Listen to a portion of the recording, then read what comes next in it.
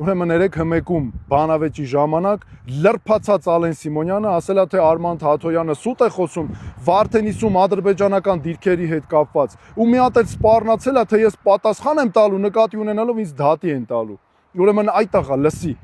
Թաթոյանը երբեք չի անում հայտարարություններ առանց փաստերի։ Թաթոյանը ապացույցներով է ցույց տվել արբանյակային լուսանկարներով, որ Վարդենիսում Հայաստանի տարածքի մեջ Ադրբեջանը 2025 թվականի ամռանը նոր դիրք է դրել, կառուցել, որ իրանց դիրքերի միջև Հայաստանի տարածքի մեջ նոր ճանապարհներ են կառուցում, կրակային կետեր են դրել, արևային պանելներ են դրել, իսկ այ դուք պատասխան եք տալու, թե ինչ օրը գցեցիք մեր երկիրը, ինչ փորձանքներ բերեցիք մեր ժողովրդի գլխին, եկաք ձեր բարեկամներով միլիոնավոր դոլարների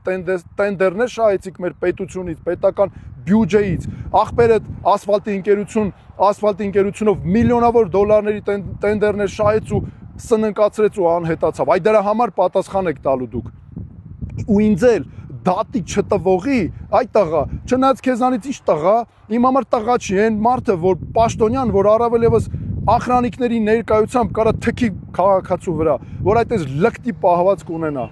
Ժողովուրդ ջան, սիրելի քաղաքացիներ, այ դրա համար եմ ասում, գնացեք անպայման ընտրության, քվեարկեք մեզ համար 6-րդ համարի օգտին ու ես ձեզ խոսք եմ տալիս, մենք պետքա ազատվենք նման պաշտոնյաներից մեր երկրից, մեր